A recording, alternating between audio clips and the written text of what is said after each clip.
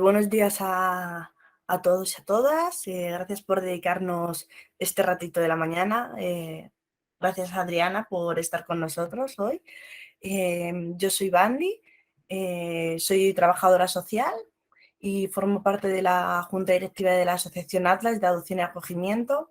Para los que no nos conozcáis, somos una asociación de familias adoptivas y acogedoras que estamos en la Comunidad de Madrid. Y bueno, empezamos este ciclo de charlas ya hace unos meses sobre antirracismo que consideramos imprescindible y esencial para todas las familias que tienen hijos racializados y también para las personas racializadas. Y bueno, hoy vamos a tener el placer de escuchar a Adriana. Adriana es graduada en Educación Social, se especializó en creación de proyectos sociales y gestión de ONGs, es creadora del proyecto afrofeminista Fafajana, a través del cual promueve el antirracismo y el feminismo interseccional en las aulas. Pues bueno, para mí es un placer poder escucharte, ahora que ya nos hemos desvirtualizado previamente un poco. Y nada, todo tuyo. Cualquier cosa que necesites, pues aquí estamos, ¿vale? Vale, pues muchas gracias, Bandy, y bienvenidos, bienvenidas a todas las personas que estáis conectadas. En primer lugar, sí que os pediría si pudierais un momentito abrir cámara y presentaros para saber pues, si sois familias adoptivas, acogedoras, si tenéis hijos racializados. Bueno, para ponerme un poquito en contexto y así también si en algún momento de la presentación tengo que poner ejemplos, pues que puedan ser más adaptados o adecuados a vuestras realidades. Entonces, si os parece, digo los nombres en el orden en que me aparecéis en pantalla y si no es molestia podéis poner cámara y presentaros, pues yo encantada. Si por lo que sea no queréis mostrar vuestro rostro o no os queréis presentar, pasamos a la siguiente persona y ya está, ¿vale? Entonces, esto como ha dicho Bandy, yo soy Adriana, me podéis llamar Adri o Adriana, me es indiferente. Y la primera persona que me aparece en pantalla es Ángeles Núñez. Hola, yo sí soy María Ángeles, soy madre adoptiva y bueno, tengo dos hijos ya mayores de 26 y 28 va a ser y son procedentes de Colombia y son racializados, claro. ¿Y entre ellos son hermanos biológicos? Sí, son hermanos biológicos, sí. Vale, gracias Ángeles. Sigo con Águeda Fernández. Bueno, no sé si he pronunciado bien el nombre. Sí, tranquilo. Perfectamente. Has pronunciado perfectamente. A ver, yo soy Águeda. Yo soy madre adoptiva de un hijo que va a hacer ya 14 años en el mes que viene. Es de origen etíope. Y bueno, pues en la escuela hemos tenido bastantes altercados racistas y bastantes malas experiencias en el colegio. Y luego también hemos tenido buenas respuestas de los colegios en cuanto ha habido cualquier momento. La verdad que en el instituto ha sido ya otra historia. La verdad también porque los padres pues estamos muy pendientes de este tema, ¿vale? Entonces nos hemos preocupado mucho y somos a lo mejor quizá un poco pesados. Pero vamos, eso es, ¿vale? Vale. Luego me sale el perfil de la asociación Atlas, no sé si es para grabar o si hay alguien detrás del logo. Si no, salto a Toñi.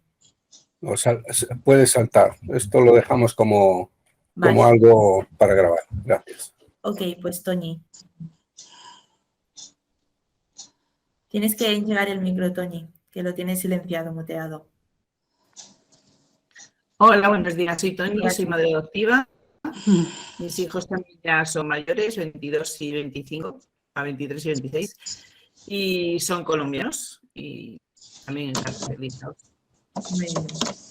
Gracias. Paco.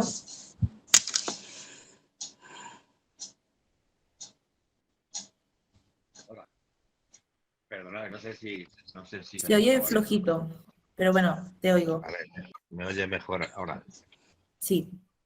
Bueno, yo soy Paco Rúa, soy el presidente de la asociación y soy marido de Ángeles, con lo cual la historia es la misma. Tenemos dos chicos ya bastante mayores de Colombia y bueno, creo que poco que añadir. Muy bien, vale. Luego Marta Saña. No sé. Bueno, yo no me pongo la cámara, ¿vale? Porque este ordenador no tiene. O sea, no porque, vale, no porque no quiera.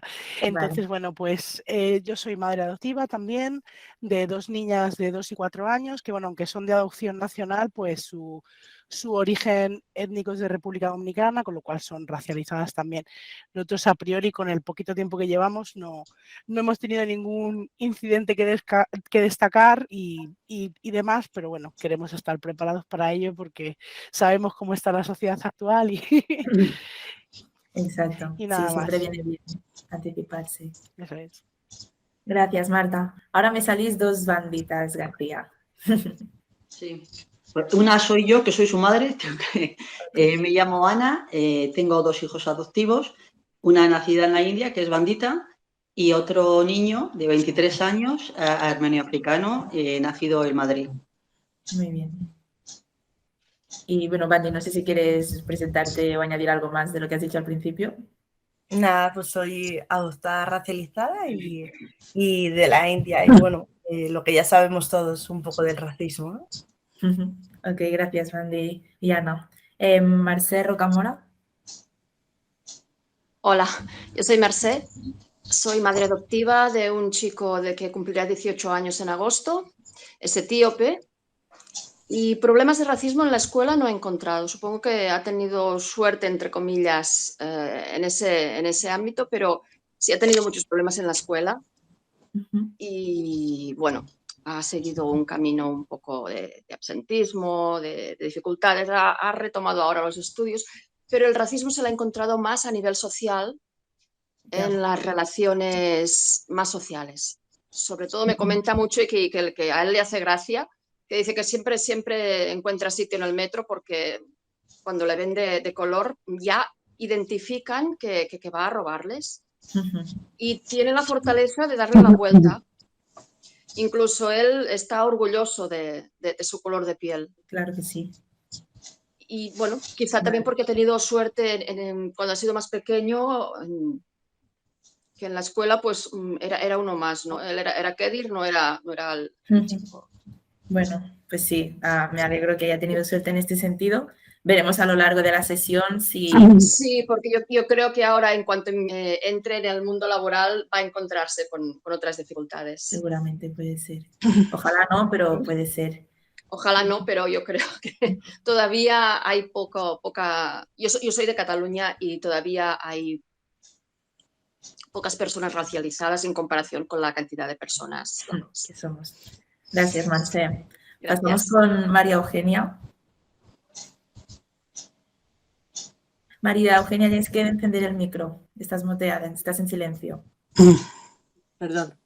Ahora. Nada, yo soy María Eugenia, también soy de la directiva de la asociación. Tengo 2 hijas, una de origen chino y otra de origen brasileño. O sea que racializadas ambas. Y nada, quería pues eso, aprender de vosotras vuestra experiencia en primera persona, porque nuestras hijas, bueno, en casa dan poca importancia a estos temas, salvo cuando hay un problema gordo.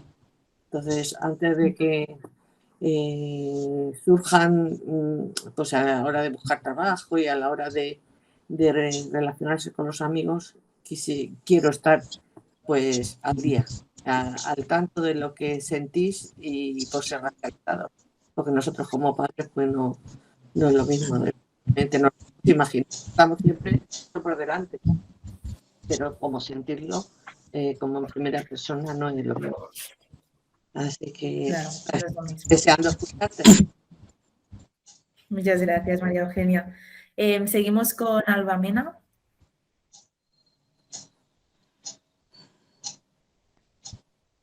No, tienes el micrófono también silenciado, muteado. Ahora, es que se me... Ahora sí. Vale.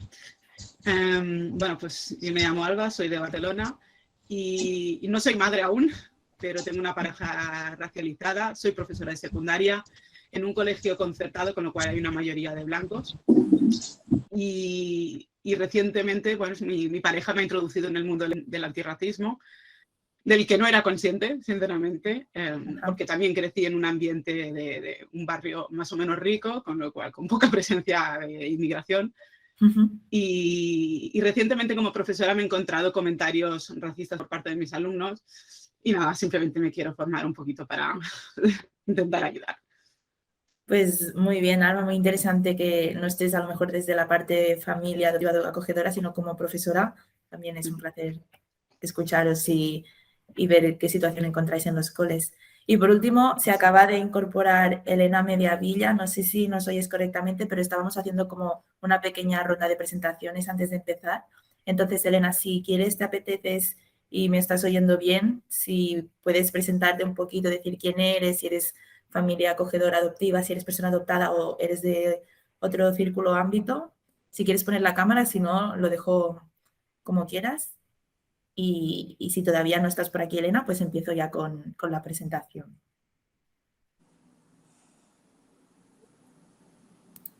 Vale, pues vamos empezando. En cualquier caso, si luego se une, pues también le dejaremos espacio. En primer lugar, sí que quería deciros que ahora ya sí, si queréis cerrar las cámaras o dejarlas, a mí me da igual en este sentido, que no os sintáis forzadas, ¿vale? Que quiero que sea un espacio seguro y segura para todos. Y esto, como bien ha dicho Bandy, yo soy adoptada, me adoptaron de Madagascar cuando tenía 2 años y desde entonces vivo en Badalona, ¿vale? Que está muy cerquita de Barcelona, en Cataluña. Entonces, esto os lo anticipo porque sí que es verdad que en la presentación veréis que hay algunos datos que son de Cataluña, porque también luego hice mi trabajo de fin de grado como educadora social sobre precisamente el racismo en las escuelas y parte de la investigación la centré en el contexto autonómico. Creo igualmente por eso que al ser datos de Barcelona se pueden extrapolar o hacer un poco de paralelismo con otras grandes ciudades como puede ser igual Madrid, que no creo que la realidad sea muy distinta cuando estamos hablando de la situación del racismo en los centros educativos, ¿vale? Entonces, deciros también que yo soy partidaria de que si tenéis cualquier duda, que me podáis interrumpir en el momento, porque creo que cuando una duda surge, la importancia la tiene en ese momento. Y que a veces por no interrumpir, si la dejamos para el final, pues luego no os acordabais o igual ya la habéis dejado más ir. Entonces, vosotras mismas, como estaré compartiendo pantalla y no os veré a todas, pues abrid micro e interrumpid o lo ponéis en el chat la duda que tengáis y yo estaré atenta de ello, ¿vale? Y lo último también que os quería decir es que mi idea era poder hacer primero como una parte de presentación de marco teórico, de poner nombre a las cosas, de ver exactamente qué nos encontramos y luego sí que dejar la última parte pues para vosotras, que podáis preguntar, que podamos hablar más informalmente, que me podáis compartir situaciones si queréis, ¿vale? Que cuento como con estas dos partes, ¿vale? Entonces, dicho esto, voy a intentar compartir pantalla si tengo... Vale.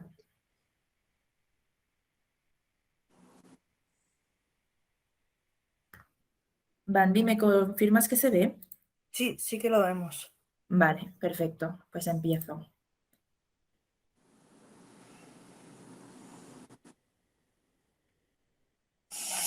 Bueno, ahora. Pues eso. Os cuento un poquito más sobre mí, ¿vale? Porque luego creo que esto es importante a la hora de hablar de racismo y de construir la identidad. Mi nombre es Adriana, ahora sí que me podéis llamar Adri también, pero sí que creo que es como muy importante, en primer lugar, que yo os haya dado este permiso, entre comillas, o que os haya explicado que no me molesta que me llaméis Adri, ¿no? Porque a veces sí que la gente directamente dice, me llamo Adriana, te llaman Adri y es como, bueno, no sabemos cómo las personas quieren ser nombradas. Y esto en alumnado racializado y migrado que conserva su nombre de origen, a veces, ¿no? Es como que no lo pronunciamos bien, hay profesores o familiares que cambian la pronunciación para hacérselo más fácil y el nombre forma parte de nuestra identidad, ¿no? En mi caso, pues sí que me cambiaron el nombre, no es el nombre con el que nací, no me importa que me llamen Adriana o Adri, pero sí que me gusta dejarlo claro, ¿no? Que es importante cómo llamamos. Elena comenta que tiene problemas de sonido, no sé si desde Atlas lo podéis ir resolviendo o contestándole mientras sigo con la presentación. Vale, sí. Pues eso, creo que es muy importante, sobre todo yo me he encontrado con compañeras de origen marroquí, ¿no? Que Cuando llegan aquí, pues el nombre no estamos acostumbradas a nombrarlo y entonces pues a veces no nos preocupamos suficiente como para pronunciarlo bien. Entonces hacer énfasis en esto, ¿no? Que el nombre al final pues forma parte de nuestra identidad también. Como pronombre me identifico con los pronombres femeninos, o sea, me considero mujer y me siento identificada con ello. Mi origen es africano, como os he dicho, soy nacida en Madagascar, pero considero que mi cultura es catalana, catalano-española, ¿vale? Porque sí que a veces la gente es como, ah, bueno, eres de África, pues cultura africana o cultura malgache. Y es como, bueno, yo nací en Madagascar, pero solo estuve 2 añitos, no siento que he adquirido las costumbres de Madagascar, ni la cultura de allí, ni siento que pues realmente también he adoptado la cultura catalana-española. Luego me gradué en Educación Social en 2020, justo cuando estábamos en plena pandemia, o sea que no pude terminar bien presencialmente con mis compañeras el grado, pero soy graduada en Educación Social. Y en redes pues me considero activista afrofeminista y considero que es inseparable para mí tanto mi parte afro como persona racializada como la parte del género como mujer. Entonces, como bien ha dicho Gandhi al principio, tengo un proyecto que se llama Faja Fajana, que significa libertad en malgache, que básicamente pues a través de él difundo contenido antirracista, centrado especialmente en el ámbito educativo, pero también hablo pues sobre adopciones interraciales, sobre feminismo interseccional, etc. Entonces, la idea de hoy es poder hablar un poco de cuál es la incidencia del racismo en la escuela, diferenciar, porque creo que es muy importante, qué es la educación multicultural, intercultural y antirracista, ya que son 3 paradigmas distintos. Y por último, presentaros Mindty, que es una propuesta de guía docente que hice para mi trabajo de fin de grado. Entonces, en cuanto al estado del racismo en España, según el informe Raxen, ¿vale? Que es un informe que se publica bianualmente, se calcula que hay unos 4.000 incidentes de odio registrados. ¿Qué quiere decir registrados? Pues que tenemos constancia, ya sea a nivel de denuncia o a nivel, por ejemplo, de que tienen eco y constan en los medios, que no quiere decir que sean realmente los incidentes que suceden en realidad, que seguramente pues sean muchos más. Ahora estamos hablando de incidentes de odio en general, todavía no hemos entrado en el ámbito de racismo. Y eso se corresponde con aproximadamente más de 10.000 personas consideradas ultras o neonazis. Entonces, dejar claro que si el racismo no es una cosa exclusivamente de las personas ultras o neonazis, sino que está arraigado en nuestra sociedad y que, por lo tanto, todas las que crecemos en esta sociedad podemos aprenderlo y reproducirlo, además contamos con estas personas que sí que lo llevan al extremo, lo expresan abiertamente y son etiquetadas como tal. Entonces, este informe Raxen, que está elaborado por el Movimiento contra la Intolerancia, constata también que la apariencia física es la causa más común de intimidación, apariencia física en general, seguida del origen nacional o étnico y seguida del acento en que las personas se comunican, que no tiene por qué corresponderse con si son racializadas o no, pero que a veces el hecho de, por ejemplo, poder escuchar un acento argentino ya hace que nos relacionemos con esta persona de forma distinta, aunque, por ejemplo, de color de piel pues sea blanca. Entonces, luego tenemos otra informe encuesta que es del OBERACSE, ¿vale? Que es el Observatorio Español que analiza las formas de intolerancia, xenofobia y de racismo, que constata que son 750.000 menores los que tienen la nacionalidad extranjera. ¿Por qué aporto este dato aquí? Porque hay que señalar que desde este organismo del gobierno, cuando hablan de racismo, hablan de menores extranjeros. Y aquí lo primero que es importante es diferenciar entre extranjero, migrado y racializado. Extranjero estamos hablando de documentación, de si tiene la documentación nacional, el DNI, o si cuenta con un NIE, con un pasaporte, lo que sea. No todas las personas extranjeras tienen por qué ser racializadas, que esto tiene que ver con el color de piel. Si es blanco o si no es blanco, pues sea negro, sea persona africana negra, sean personas asiáticas, sean personas latinoamericanas, lo que sea, ¿sí? Pero no se corresponde. Yo como persona racializada no estoy dentro de estos 750.000 menores que son extranjeros. Y en cambio, en el OBERACSE, cuando se habla de racismo, se habla de estos 750.000 como si todos fueran racializados. Y por último, migrados tiene que ver con si hemos vivido o no un proceso de migración. Las adopciones, sean nacionales o internacionales, son un proceso de migración en tanto que cambiamos la residencia habitual en la que nacemos por una en búsqueda de mejores condiciones de vida. Sea una decisión voluntaria o una decisión de nuestras familias que nos adoptan, pero la adopción no deja de ser un proceso de migración. Entonces, dejar claro que esta cifra que consta en el Oberraxe tiene que ver con si son extranjeros o no, pero luego la usan para hablar de formas de racismo, ¿vale? Entonces, ¿qué casos concretos nos encontramos que evidencian que el racismo también tiene lugar en la escuela? Recordemos que la escuela es el espacio donde de pequeñas pasamos más horas, o bueno, aparte de en casa, ¿no? Pero, y que tiene que ser el espacio que nos prepare para la vida adulta y que tiene que ser un espacio seguro. Pues bien, no sé, me imagino que las de Madrid igual lo conocéis más, pero la Comunidad de Madrid fue la primera en ser condenada por un caso de racismo en la escuela, que es el caso de Camila, ¿vale? Que era una niña que, bueno, recibía muchos insultos, la acosaban de forma racista. Al principio es un caso que se etiquetó como bullying o una forma más, y es del primero que se dijo, esto no es bullying, esto es racismo, ¿vale?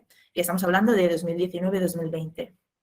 Luego también nos encontramos con situaciones de si estamos hablando de racismo o estamos hablando de cosas de niños. Y esto pasó en un vídeo donde se veía pues que unos nenes en el parque empujaban a otro y le decían mono, no sé qué, no sé cuántos, y los comentarios respecto en este vídeo en redes eran de, bueno, son niños, bueno, están jugando, bueno, no sé qué. No, el racismo no es una cosa de niños y el racismo no es bullying. El racismo es un sistema específico y opresor que, entre otros estados y países, también opera en el Estado español y del cual tenemos que ser conscientes. Luego veremos qué formas adopta el racismo, pero dejar claro que no es una forma más de bullying y no es una cosa de niños, porque si le restamos esta importancia, luego es cuando más se reproduce en nuestra vida adulta.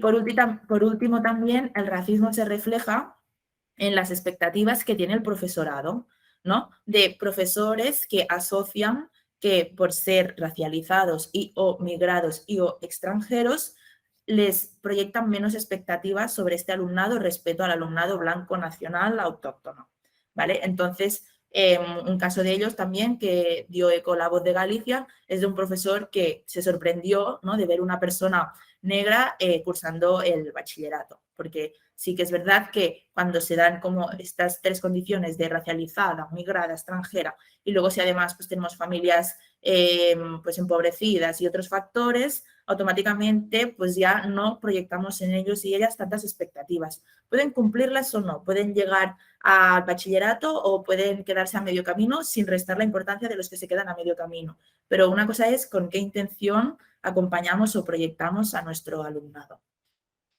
Entonces, si salimos un poquito del foco de España y ampliamos la mirada qué está pasando en Europa, también tenemos datos, que a veces es como hablamos de racismo y parece que sea algo sentimiento de, ay, es que le ha molestado, es que tiene la piel muy fina. No, está cuantificado, ¿vale?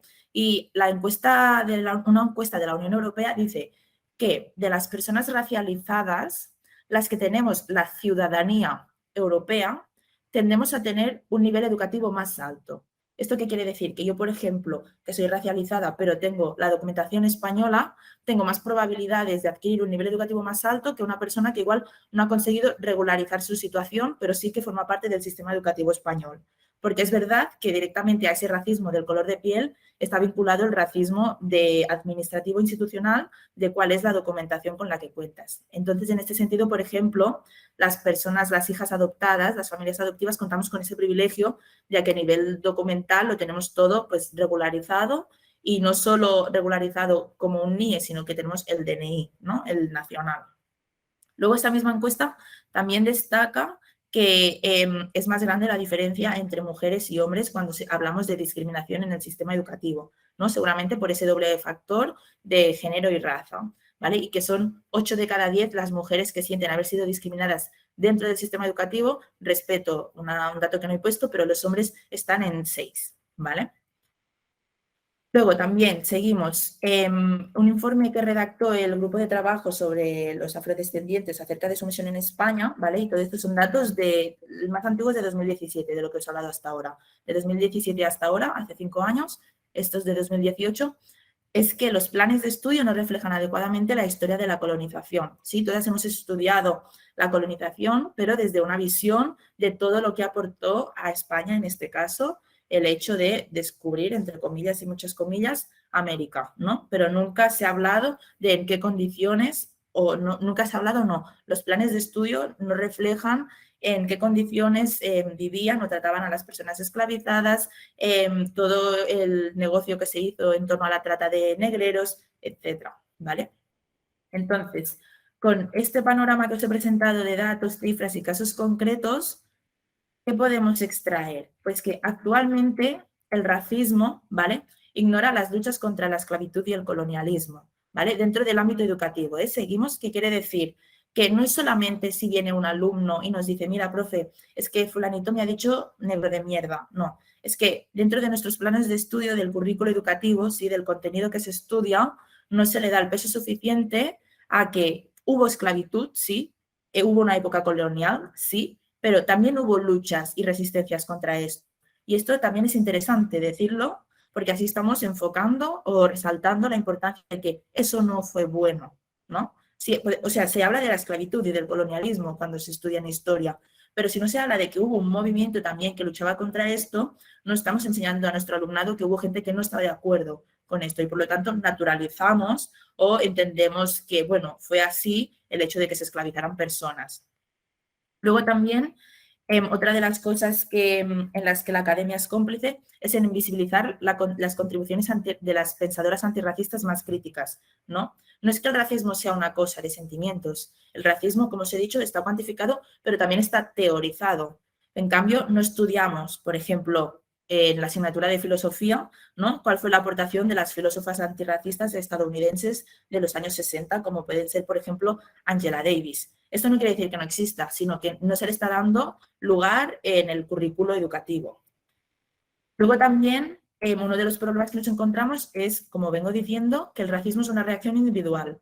Si la Adriana dice, ay, es que me han llamado así, se lo han llamado a la Adriana y ha sido una persona, ¿no? Cuesta darle esta dimensión estructural que tiene el racismo, que es que realmente está impregnado en todos los ámbitos de la sociedad, sea el educativo, pero también el político, el social, el periodístico, el científico, el deportivo, etc. ¿Vale?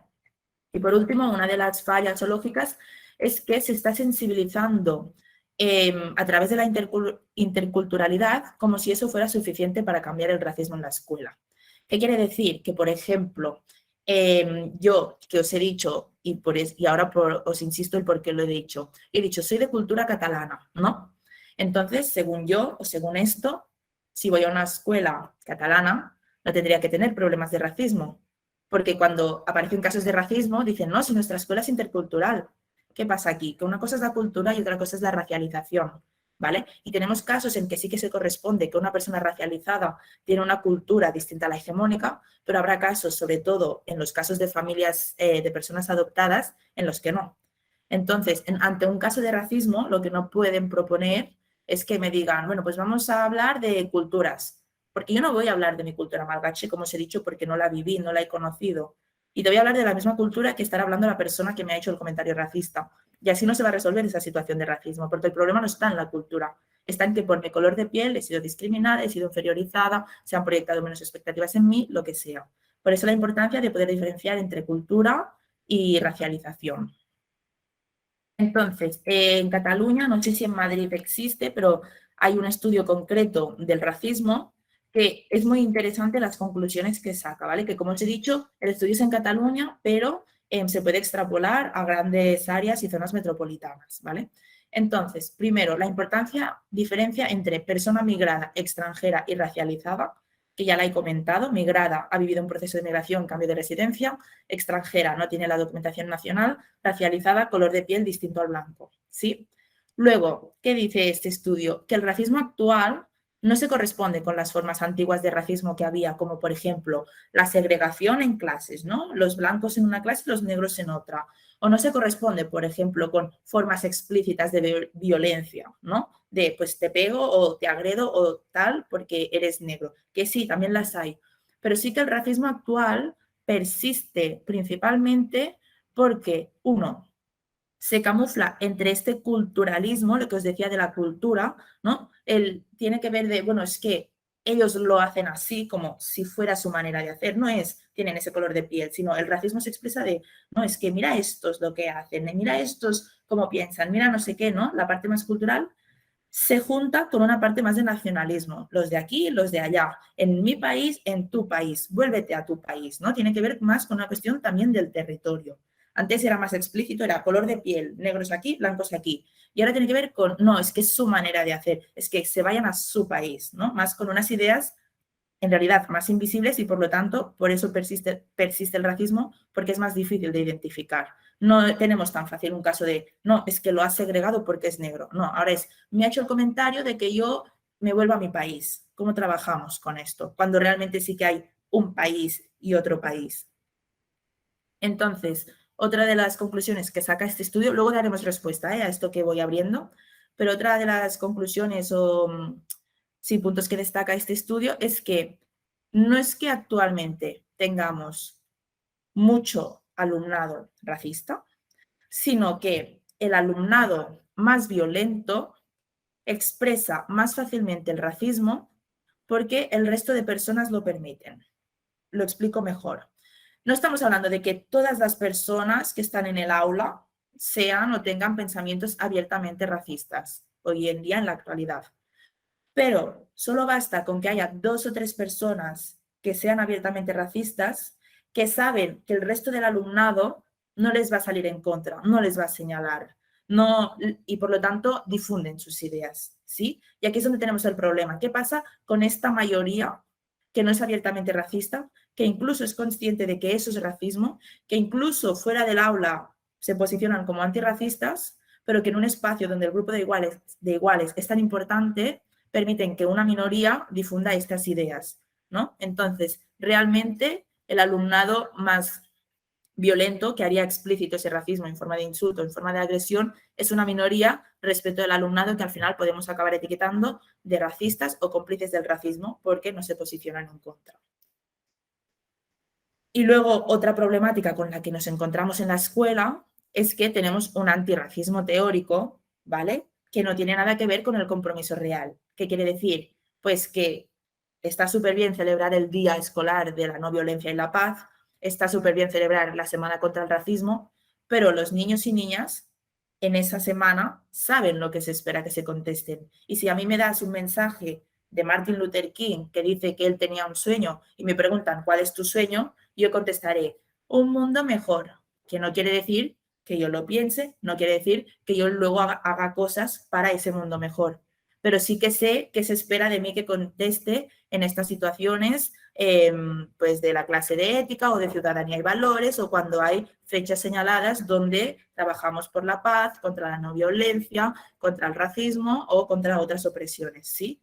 Todas y todos hemos rellenado mensajitos de no a la guerra, para un planeta verde sostenible, pero luego, ¿cuántos de estos alumnos tienen acciones que favorecen el no a la guerra o que favorecen, por ejemplo, el tener un planeta más sostenible, ¿no? Entonces, disculpadme un momento porque se me está acabando la batería y ha sido fallo mío. No sé si hay alguna duda hasta aquí.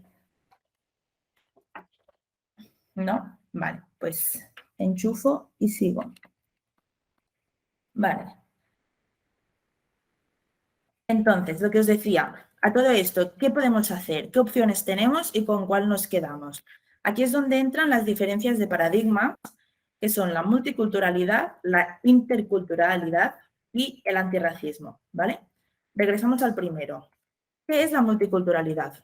Es la primera opción que surgió ante la diversidad cultural, racial y de orígenes a finales de los años 90 en España, ¿vale? Básicamente dice que tenemos distintas culturas y que éstas existen en un mismo espacio. Importante, culturas que existen en un mismo espacio, ¿vale? Entonces, la multiculturalidad, ¿qué plantea? Pues que la persona de origen chino que come arroz puede convivir con la persona marroquí que come cuscús y que están en un mismo espacio. Fortaleza es una manera de empezar a conocer tradiciones distintas a la cultura blanca, europea, occidental, hegemónica, como lo queramos llamar. Ahora, ¿cuál es el discurso? Puramente cultural, ¿vale? Y de reconocer que hay diferencias, pero la debilidad es que se da una imagen folclorizada, ¿sí? Asociamos persona china come arroz, persona marroquí come cuscús. Y esto, aunque surja ante esa diversidad cultural, racial y de orígenes, no combate para nada el racismo, el folclorizar y estereotipar a las culturas. Entonces, ante esta dificultad de celebrar, por ejemplo, no sé si vosotras lo habíais vivido, como madres, como profesoras o como personas adoptadas, ¿vale? Pero yo cuando iba a primaria, que sería 2004, 2006, 2007, por ejemplo, yo tenía la semana intercultural y todas las personas traíamos cosas típicas de nuestro país. Aquí es donde a mí me entraba el dilema. ¿Yo qué tengo que traer? Se espera que yo traiga cosas típicas de Madagascar, comida típica de Madagascar, música típica de Madagascar, vestido típico de Madagascar, ¿sí? Pero yo no tengo ni idea de todo esto. En cambio, para mí, pues si yo tuviera que traer cosas de mi cultura, pues hubiera traído pues el pan con tomate de Cataluña, cosas típicas de Cataluña, ¿vale? Entonces, estas son las semanas multiculturales. Esto es el reflejo de lo que sería la multiculturalidad en las aulas. ¿Sirve para conocer distintas culturas? Sí. ¿Combate el racismo? Para nada.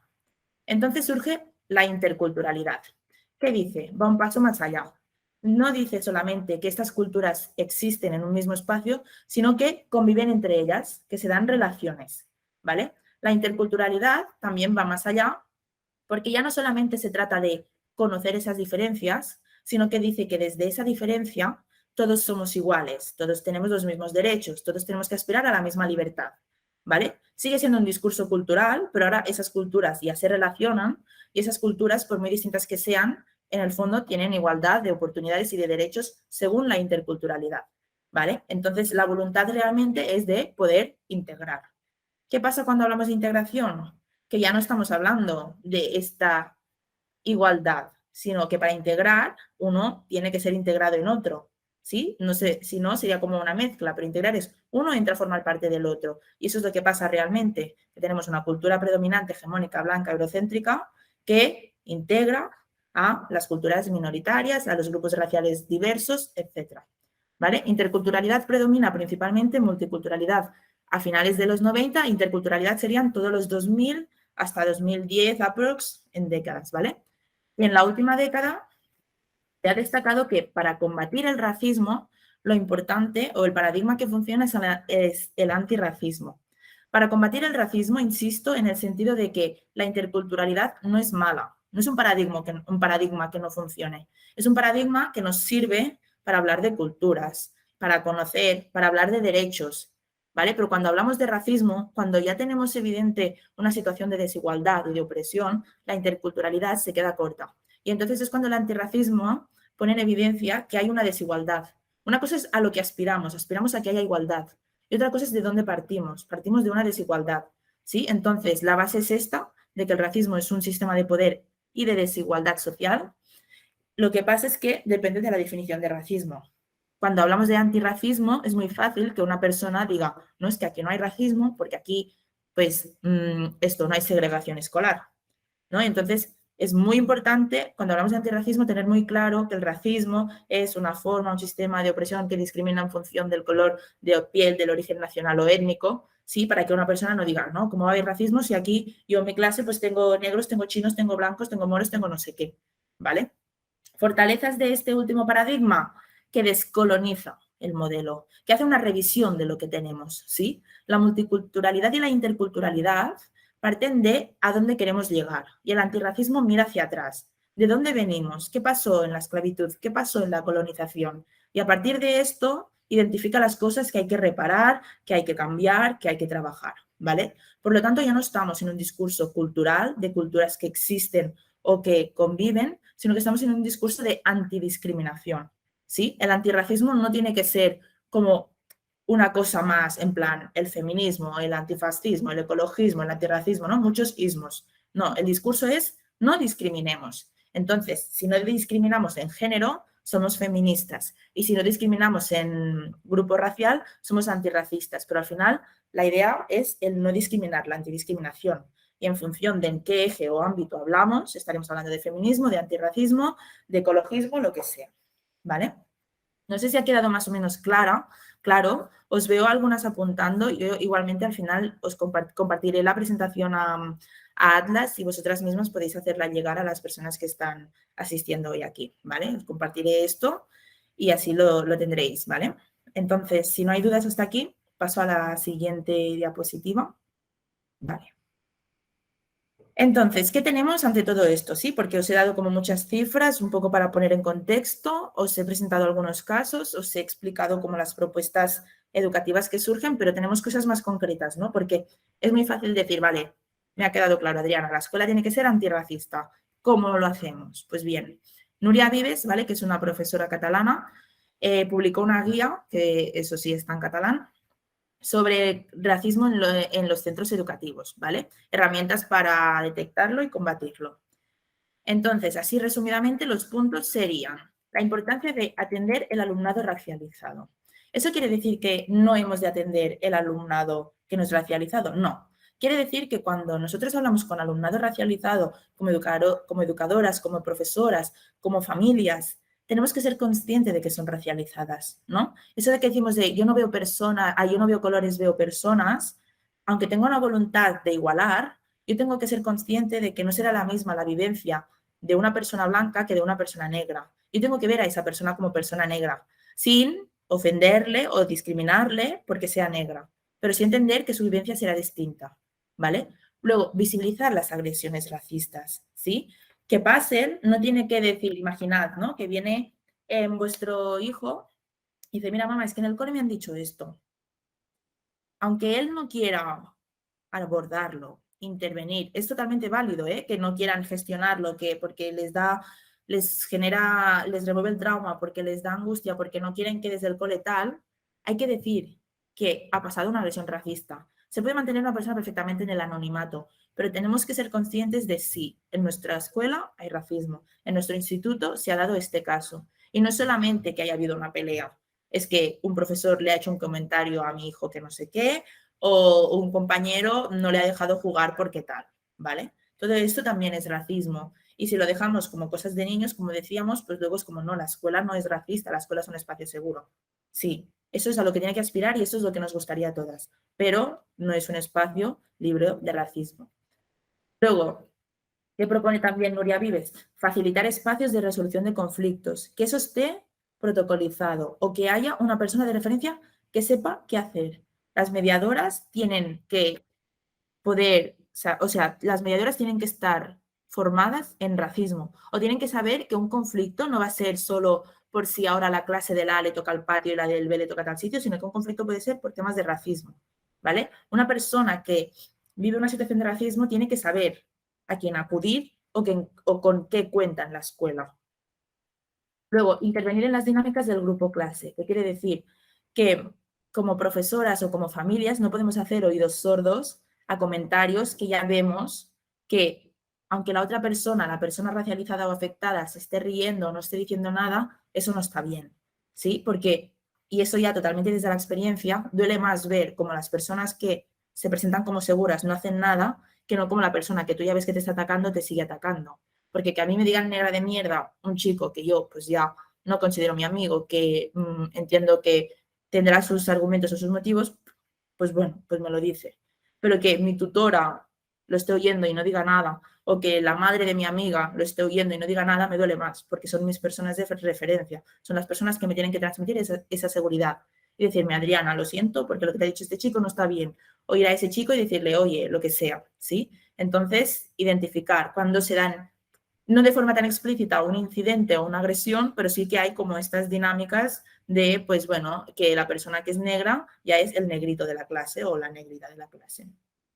Luego, revisar también los criterios de integración. ¿Qué quiere decir esto? ¿No? Que, por ejemplo, y esto en Cataluña es así, no sé en Madrid, pero en Cataluña hay un protocolo escolar para identificar posibles o personas que pueden ser terroristas, que pasa por señalar directamente a la comunidad musulmana.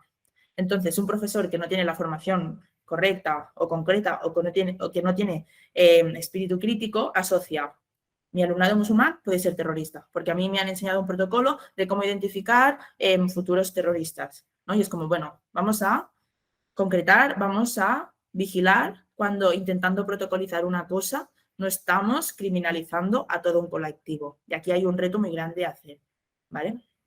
Luego también, racismo en la escuela, hay que descubrir las causas de aquello que pasa. ¿Qué quiere decir esto? ¿Sí? Cuando tenemos un alumno, una familia que dice, por ejemplo, que su niño no va de colonias, ¿por qué no quiere ir de colonias? Igual tú crees que no tienes racismo en el aula, pero ese niño no quiere convivir 4 días con sus agresores. o con sus personas que le están haciendo la vida imposible. O igual no tiene que ver con esto y tiene que ver con una cuestión cultural de que, por ejemplo, en otras culturas no es bien visto pues esto de ir de colonias. O igual económicamente no se lo pueden permitir y te dicen que no van de colonias porque tienen médico cuando en realidad no pueden pagarlo. ¿Sí? Hay que entender que en torno al racismo no hay solamente una cuestión de piel, sino también de se ha ido asociando la cultura, se ha ido asociando la capacidad económica y hay que indagar en ello, identificar cuándo es racismo, cuándo es pobreza, cuándo es lo que sea. Luego, utilizar los recursos del entorno, ¿vale? Que a veces dedicamos muchos esfuerzos, sobre todo las educadoras, en voy a crear un recurso, voy a crear no sé qué, voy a crear no sé cuántos. Bueno, vamos a ver qué ha hecho ya la gente, porque el racismo no ha empezado hoy, ¿sí? Ya lleva años operando. Entonces, seguramente ya haya gente que se ha movido por eso o que se haya encontrado en situaciones parecidas. Luego, sensibilizar, como siempre, acerca de la diversidad racial, cultural y o de orígenes. Insisto, no es lo mismo racial, color de piel, cultural, normas, maneras de hacer, orígenes, sitio, lugar donde has nacido o de donde procede tu familia, ¿vale? Y hacer aportaciones en la escuela de política antirracista, ¿sí? Pedir, vamos a revisar el protocolo ese que tenemos de qué hacer con un alumnado, con un alumno nuevo que llega a la escuela. Vamos a revisar que no tenga nada racista, ¿vale? Porque si no, llegamos a la universidad y yo, por ejemplo, me pregunta la profesora de sociología que si quiero explicar mi experiencia cuando estuve en el aula de acogida, ¿vale? Que son unas aulas que existen en Cataluña para hacer el paso de las personas recién llegadas, como les llaman, al aula grande o el aula normal. Esa pregunta la profesora la hizo porque me vio negra, porque mi realidad es, yo no he pasado por ninguna aula de acogida porque yo desde P3 hasta la universidad he estado siempre escolarizada aquí. No he necesitado ese acompañamiento. ¿Está bien que existan las aulas de acogida? Evidentemente que sí, ¿vale? Pero no tenemos que asociar que cualquier alumno o alumna racializado va a ir o habrá pasado por ese aula de acogida. Y eso pasa, ¿no? Que vemos alumnos que pensamos, este está en el aula de acogida. ¿Por qué? A lo mejor ya han nacido aquí los hijos de migrantes y no han pasado por ese aula de acogida. Entonces, dejar de hacer estas suposiciones y revisar. Y por último, defender las educaciones antirracistas, que era la propuesta que os ponía en esa tabla, ¿no? Está muy bien, querer aspirar a la libertad, a la igualdad de diferencias, pero vamos a revisar de dónde venimos, qué hemos estado haciendo, dónde hemos sido cómplices de ese racismo que está presente en la escuela.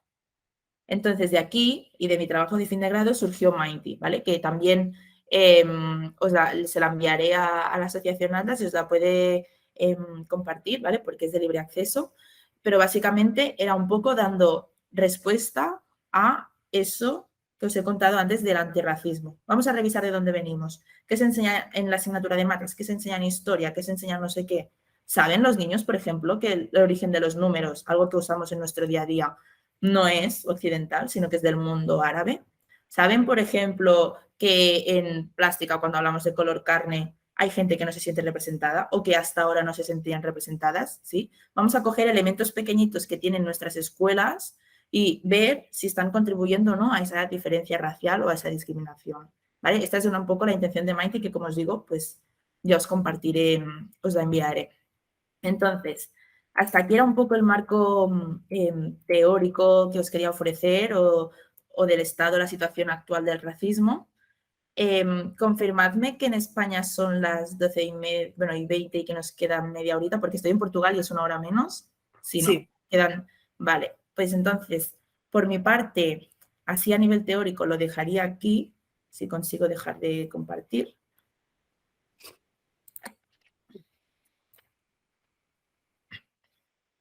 Entonces, mi idea ahora es, sobre todo, si hay dudas que las podáis hacer, si queréis compartir alguna situación, dudas de lo que he explicado o dudas de situaciones que os hayáis encontrado y no sepáis cómo abordarlas, pues las resuelvo ahora.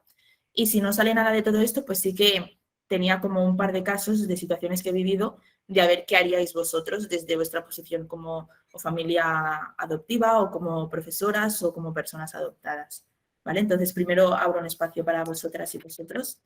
Si hay alguna aportación, comentario, no tiene por qué ser duda, ¿eh? También puede ser, no sé, lo que queráis. ¿Se ha entendido? Mira, yo te comento, Vale. El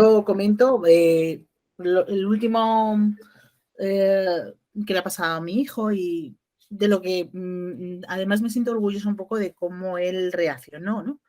Que eso me imagino que al final es el trabajo que se ha ido haciendo con él durante tiempo, ¿no? De hacerle entender y de ver y darle un poco herramientas también para defenderse, ¿no? A él, por ejemplo, en el instituto, pues algún niño hizo algún comentario de que por ser negro, pues era inferior, por así decirlo. No a lo mejor un insulto de negro de mierda, pero sí a lo mejor como demostrando que al ser de otra raza era como inferior, ¿no? Entonces él le comentó directamente que se lo dijo además bien, ¿no? Que eso me sorprendió. Le hizo ver que ese comentario era racista y que molestaba y que no se podía meter con una persona por su color de piel, ¿vale? Vale. Él intentó convencerle con la palabra, intentó convencerle de que él estaba equivocado, ¿no? Y que no podía ser así, porque él le considera a esa persona un amigo, ¿vale? O sea, no es un enemigo en absoluto. Total, que no se sintió capaz de convencerle, ¿no? Entonces me preguntó a mí qué debía hacer y tal, ¿no? Y entonces yo le comenté que, porque ya él ya pasó a un paso más como de, ya empiezo a estar enfadado y cansado de que me diga estas cosas, ¿no? Y yo no soy capaz de defenderle y tal.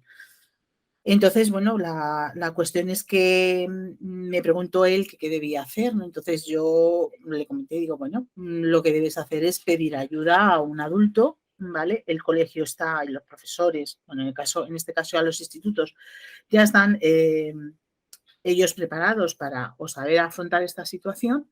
Entonces yo creo que lo que debes hacer es comentarlo con el jefe de estudios, con la profesora que tercia o lo que sea.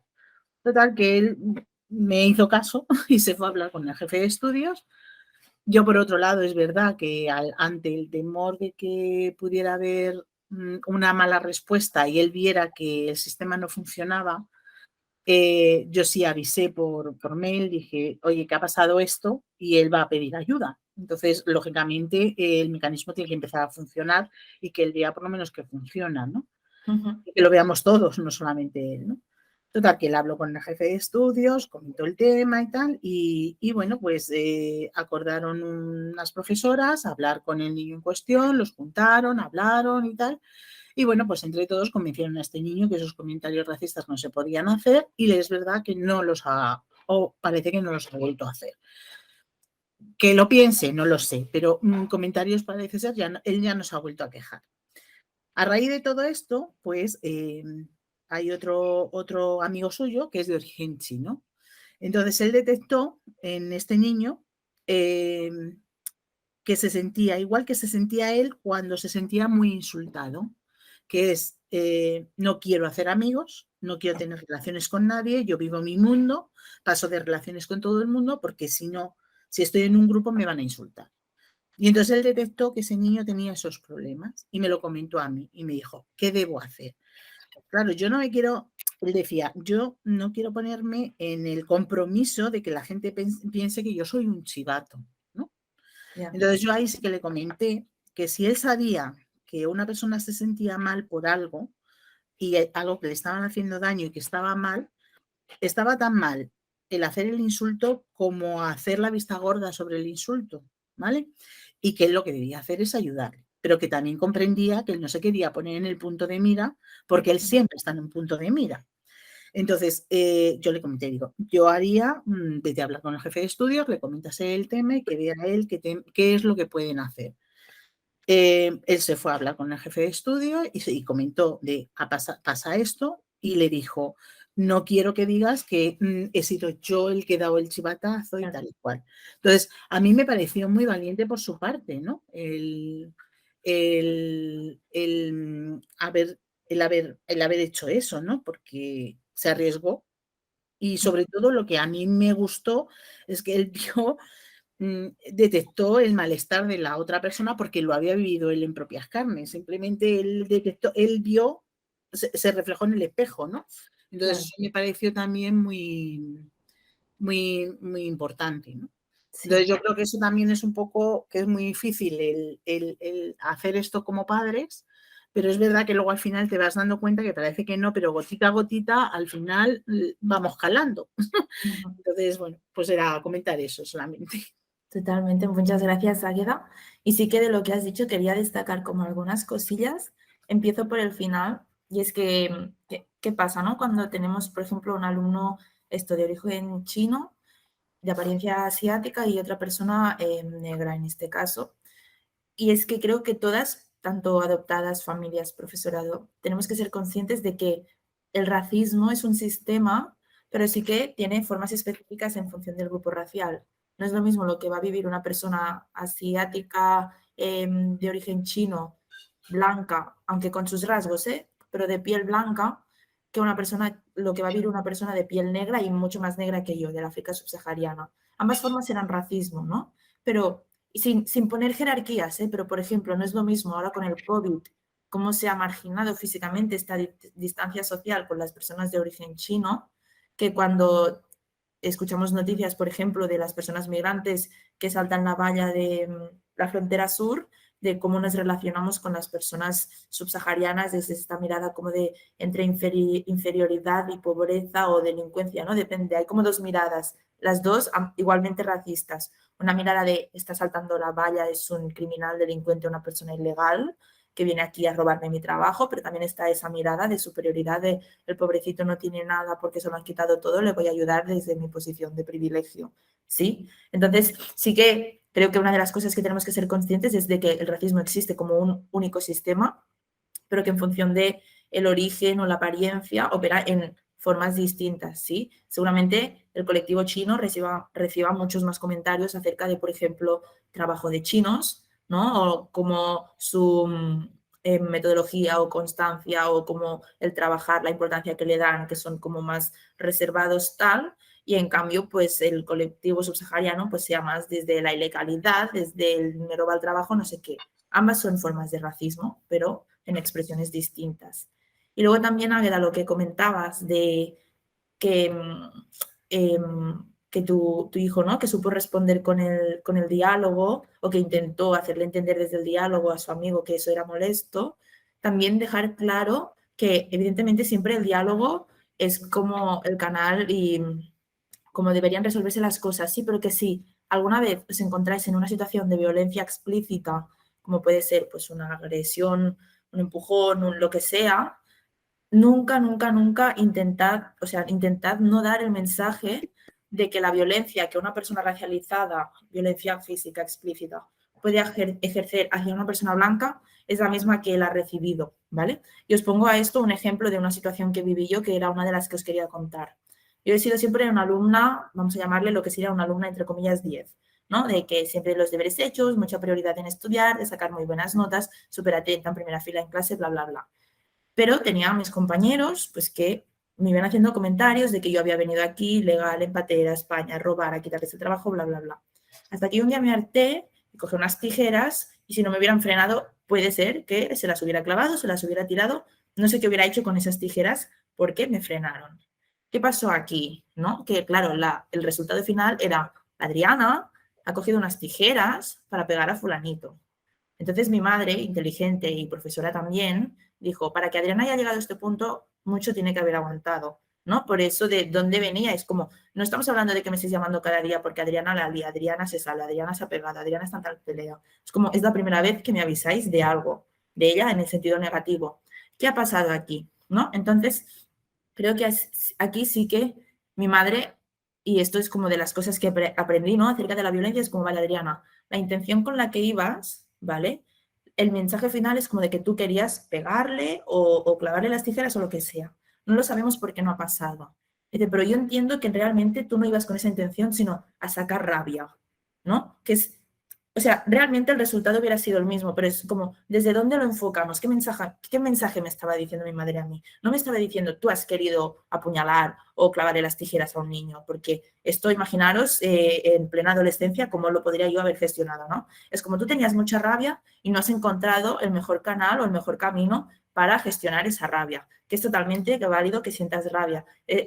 O sea, es como ella entendía que yo hubiera reaccionado así y no me castigó por yo haber intentado clavar unas tijeras, ¿no? Pero entender también que para ese niño fue una anécdota de ay, la Adriana casi me clava unas tijeras, ¿no? Casi. Pero era una anécdota que tuvo lugar y ya está. Y es como, pero yo cuando saliera de allí seguiría recibiendo comentarios en los medios, seguiría recibiendo pocos referentes en las películas, seguiría, pues como decíais antes, sentándome en el metro y notando un asiento libre para mí, yo seguiría recibiendo violencia, que aunque no fuera explícita, sería violencia igual, ¿no? Entonces también esto venía porque tu hijo Águeda pues como que priorizó y que intentó desde el diálogo hacerle entender que estaba molesto, pero que si os encontráis con hijas, hijos, con alumnos que de repente tienen esa expresión de violencia, el poder ponerle nombre para que no se queden con esa imagen de jolines, ¿no? Encima soy yo la mala o encima la bronca o lo que sea va para mí, ¿eh? Señalando siempre que la violencia no es la violencia explícita en este caso o física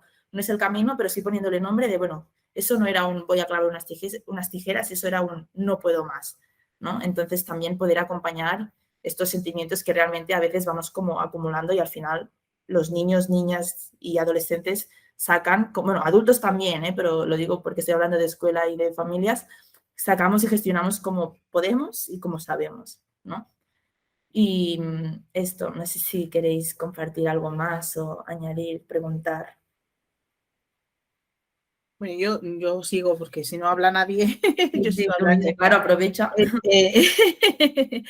A ver, sobre el tema de la violencia, yo lo he tenido siempre muy claro, que cuando un niño responde es porque ha habido una agresión antes, a lo mejor no física, pero sí verbal y no de un momento puntual, sino que lleva siendo un tema largo, incluso cuando insultan o cuando dicen cualquier cosa. O sea, es que eso yo lo he tenido siempre muy claro, ¿no? De primeras, un niño no es el primero que pega, ¿no? Por lo menos el mío, nunca ha sido el primero que pega. Entonces, yo siempre he comprendido que ha habido siempre algo ahí detrás. Nosotros tuvimos la experiencia de un primer colegio que gestionó mal, no. Si se puede poner nota, pues como un -100 de lo mal que gestionó todos los problemas racistas que hubo en el colegio. Y la verdad es que al final le hicieron muchísimo, muchísimo daño. Entonces yo creo que también como padres tenemos que estar un poco atentos sobre ese tema y no pasar las cosas por alto. Yo lo sufrí y ya pasados los años me arrepiento mucho de no haber hecho muchas cosas más. E incluso te digo de no haber denunciado al director, de no haber denunciado al colegio, porque lo que hicieron no se podría permitir, ¿sabes? Entonces hay que ponerse muy serio en esos temas, ¿no? En cómo se tratan y cómo se solucionan esos problemas, ¿no?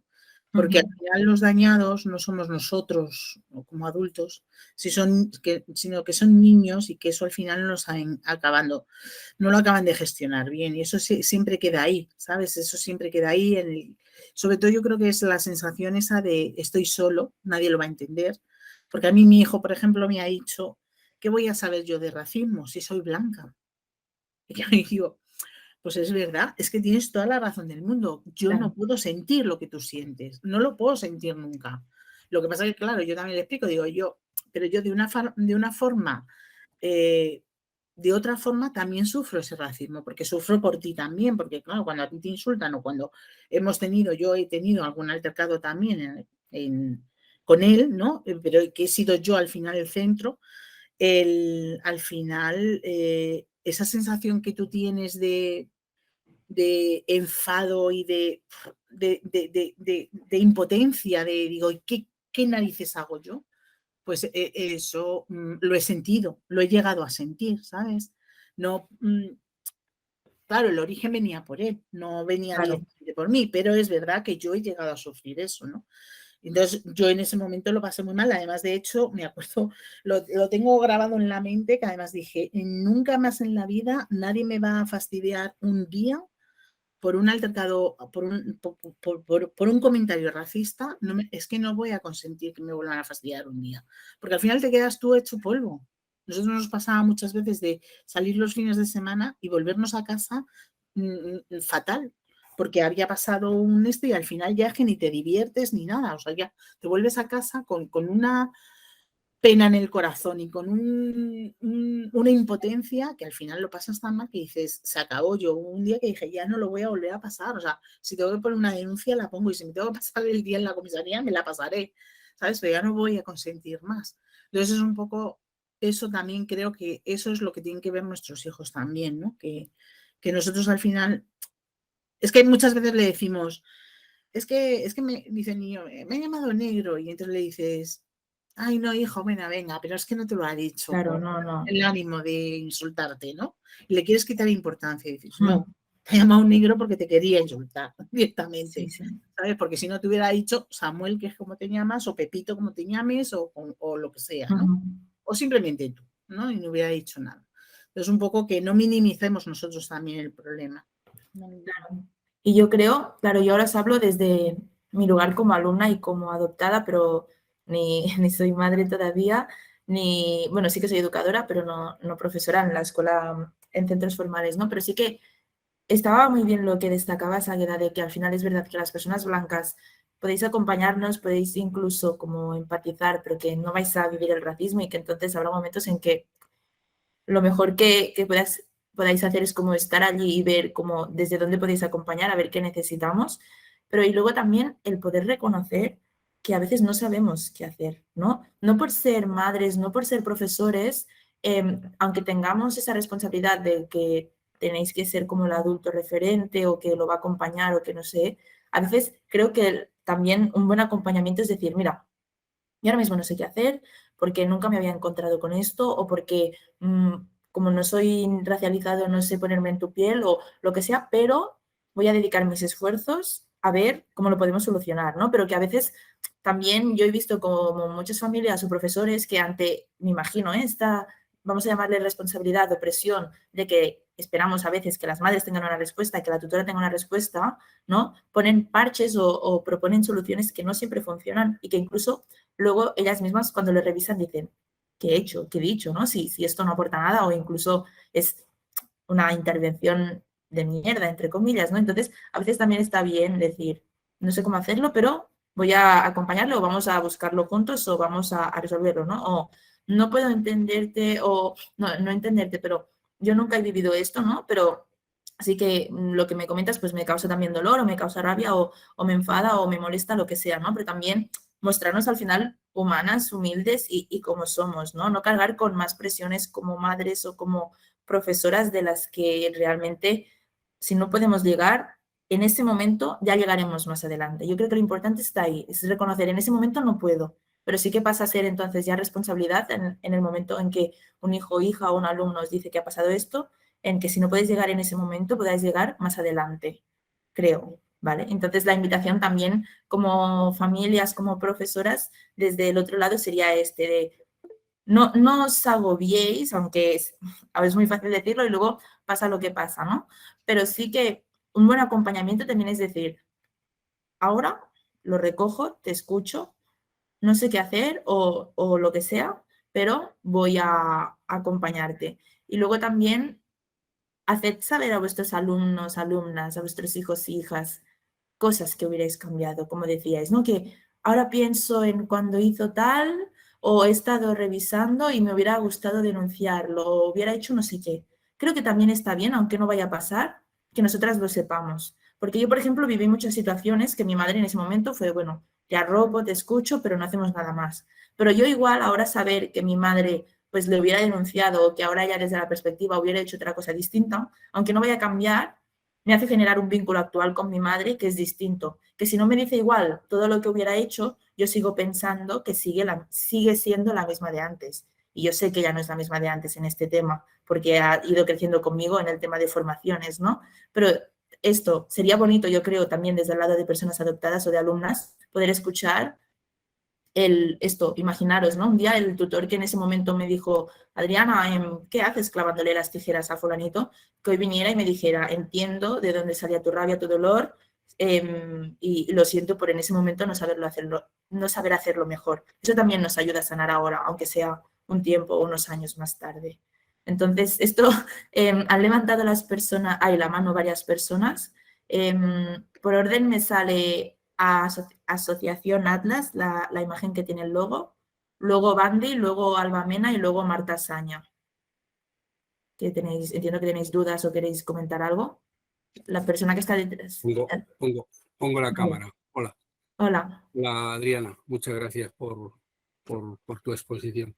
A mí cuando en exposiciones se ponen datos y se cuantifica las situaciones, lo revaloriza mucho. Es decir, para mí es fundamental poder cuantificar situaciones y cómo lo has hecho, pues para mí pone de manifiesto pues la realidad que hay.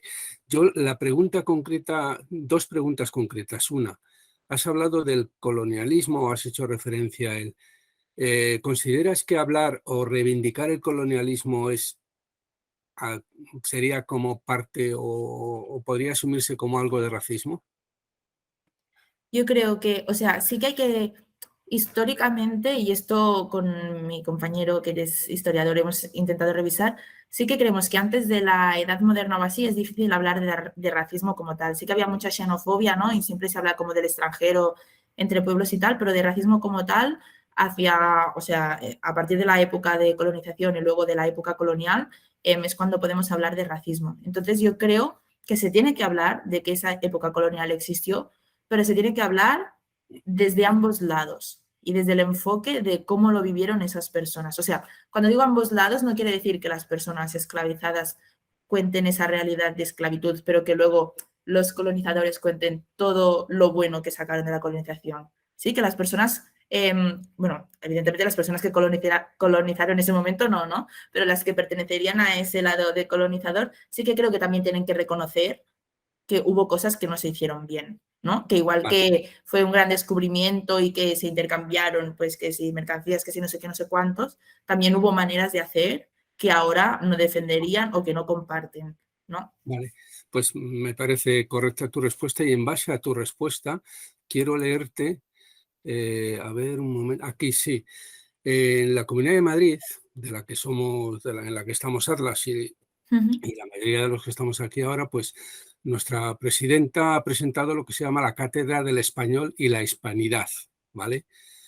Y entre otras cosas, dice: la Comunidad de Madrid ha puesto a disposición de los centros educativos un documental para divulgar la labor que España llevó a cabo durante los siglos XVI, XVII y XVIII en América y Filipinas, en contraposición con la leyenda negra que fue difundida. ¿Qué piensas de esto? Es decir, que se crea una cátedra específica para hablar, para reivindicar la hispanidad, pero es en contraposición de la leyenda negra difundida. No especifica la leyenda negra difundida, con lo cual cada uno puede hipotetizar sobre lo que es la leyenda negra, pero de entrada ya, denominar la leyenda negra ya te posiciona.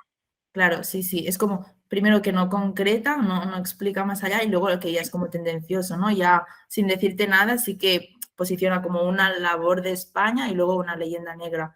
Yo que se divulgue la labor de España, adelante, pero divulgalo todo. Divulga el qué aportó y luego divulga también el cómo se hizo, ¿no? O sea, no creo que no se tenga que divulgar en ese caso. No sé si yo le llamaría labor, esto ya también es una cuestión personal, ¿no? O de opiniones más políticas, pero creo que es eso, que es como explicar todo lo que se hizo bien o todo lo que se extrajo de ello, pero también todas las cosas que se hicieron mal o que por las que se tendría que pedir perdón, por las que se tendría que reparar y por las que se tendría que hacer justicia. Y evidentemente el tema de hablar de leyenda negra, pues para mí es totalmente tendencioso. Sí, pero además en contraposición, con lo cual ya lo claro, está sí, pues como parece que es una cosa, sí. Sí, es decir, bueno, solamente es para No poner de lo comparto. manifiesto. Tal y como está escrito allí, no lo comparto. Para poner de manifiesto cómo estamos en Madrid, nada más. Gracias. De nada. Bandi creo que iba. Sí, yo te quería preguntar, ¿qué piensas de cómo salimos transmitiendo esa multiculturalidad, interculturalidad desde en las escuelas, ¿no? Hace tiempo era el día de la educación o de las escuelas y una mamá me contaba que en su cole la forma de presentar las escuelas, por ejemplo, de Etiopía eran chabolas. O sea, cómo seguimos perpetuando todas esas imágenes y cómo nos sentimos también las personas que venimos de esos países cuando nos presentan ciertas imágenes. Eso no es como otra forma de de perpetuar el racismo dentro del aula y que está súper consentido porque los profesores son los que fomentan esto? Claro, totalmente. O sea, yo creo que, insisto, que la multiculturalidad y la interculturalidad tienen cosas positivas, como puede ser conocer otras culturas, pero siempre es desde la imagen folclorizada y estereotipada. Entonces, yo creo que, no sé qué realidad tenéis en Madrid, pero en Barcelona también tenemos zonas así como de chabolas o asentamientos, que no es lo que enseñaríamos, ¿no? Entonces, vale, quieres enseñar una chabola de Etiopía y luego enseña también, pues, un edificio, vamos a llamarle como más moderno o más parecido a los que tenemos de aquí. No creo que igual, o sea, no se tendría que ocultar, pues, que hay casitas que a lo mejor son hechas de barro, porque también forma parte de la realidad de nuestro mundo y porque luego personas que van a viajar tienen que saber con lo que se pueden encontrar, o personas que no van a viajar nunca también tienen derecho a poder imaginarse cómo son otras realidades, pero no que esa sea la imagen, porque es esto. Igual que Barcelona somos diversas en asentamientos, en habitajes y en casas, ¿no? Que podríamos encontrar pues una casa que puede parecer, yo que sé, me lo invento, del estereotipo que tenemos de las casas del norte de Europa finlandesas, y también tenemos asentamientos del estereotipo que podría ser pues una favela del Brasil, pues también se tienen que presentar de los otros países, ¿no? Hacer justicia y al fin y al cabo, igual que la colonización, o sea, nunca hay una única versión o una única voz. Entonces, en Etiopía también hay edificios que se parecen a los de aquí y también tendría que estar esa foto en la semana multicultural o intercultural. Sin suprimir esas semanas, que yo creo que sí que aportan algo para esto, para que puedan como ir ampliando mirada y visión de lo que hay más allá de nuestra realidad. Pero sí que expresando o presentando estos platos típicos, comidas típicas, imágenes de una forma crítica y más ajustada a la realidad, ¿no? Y que seguramente cuando buscamos, yo qué sé, imagen de chabola en Etiopía, a lo mejor la chabola que nos sale es del Senegal, ¿no? También ser críticas con eso, no nos vale cualquier imagen de África para presentar cualquier país de África, ¿no? Que África al final es como que hablamos como un país homogéneo y es como el continente más rico y diverso que tenemos en el mundo. Y luego te quería preguntar, lo que me estoy encontrando es con niños adoptados de Rusia que están recibiendo por la guerra comentarios, y el otro día una persona decía, bueno, es que eso también es racismo. Yo dije, ostras, yo no creo que eso sea racismo, y luego me está sorprendiendo que en los colegios se están activando protocolos mucho más rápido también, igual que estamos viendo el tema de los refugiados, mucho más rápido que para cuando un niño negro asiático racializado recibe estos insultos. No sé si tú has podido constatar esta realidad también, o si consideras que también estos insultos que reciben estos niños rusos son racismos, o lo podríamos categorizar dentro de otro tipo de discriminación. Claro, yo creo que, o sea, en el tema de Rusia, constatar así de casos que conozca de cerca, que no sean de prensa, no había escuchado, ¿no? Que se estuviera como insultando al alumnado ruso. Para mí, también cayendo en el estereotipo de persona rusa, persona blanca, ¿vale? Que no tiene por qué ser así. Pero para mí el racismo tiene que ver con el color de piel, ¿vale? Y con un origen distinto al eurocéntrico. No Europa como tal, como Unión Europea, sino Europa continental, ¿vale? Entonces, claro, si a mí una persona del estereotipo ruso blanco con ojos azules, para añadirle, le hacen un comentario de vete a tu país, xenofobia pura, ¿sí? Por extranjera, porque aparte hay guerra y se está también criminalizando ya a toda la comunidad rusa, que no es válido, o sea, no hay que hacer esto con el alumnado ruso, pero no es racismo, ¿sí? Porque de hecho no es racismo por lo que decíais ahora, porque se está activando todo un protocolo y se han construido asentamientos para refugiados, ahora me voy al otro lado, ucranianos, que no se han hecho para otros colectivos. Y por eso no es racismo, ¿sí? Porque hay ciudadanos de primera y de segunda, aunque no nos guste. Y esa persona rusa que a lo mejor en el cole le hacen un comentario inadecuado y que no se tiene que hacer igual, luego no va a ir no estará esperando una cita para extranjería y le van a dar largas y la tendrá que comprar en una mafia. O luego, por ejemplo, cuando abra el libro de texto, se verá representado en los referentes que se le presentan y encontrará similitudes a nivel de aspiraciones a lo que puede llegar a ser, cosa que otras personas de grupos raciales o étnicos más minoritarios no se encontrarán con eso. Por eso, para mí, xenofobia sí, por una cuestión de extranjería, incluso criminalización en función de qué se le está llamando o el por qué, ¿no? Que al final tiene que ver con conflictos bélicos, pero para mí en este caso, por ejemplo, pues no sería racismo. Ya te digo también, no sería racismo porque te estoy hablando del estereotipo de ruso. Tenemos personas rusas negras, igual que tenemos personas negras ucranianas. Y también se está dando más prioridad a los refugiados ucranianos blancos que a los ucranianos negros. Y eso sí que consta en medios de comunicación y en prensa que está a primera línea del terreno, ¿no? Entonces también, otra vez, caímos como en el estereotipo del ruso blanco, el ucraniano blanco. No, también hay personas racializadas que son rusas a nivel de documentación o que son ucranianas a nivel de documentación. Muchas gracias. De nada. No sé si va Alba o Marta y luego María Eugenia. Creo que era yo, pero bueno, no sé. Vale. Bueno, yo simplemente, como he dicho al principio, yo como profesora he presenciado comentarios racistas y mi gran preocupación es cómo reaccionar más allá de señalar que eso es un comentario racista.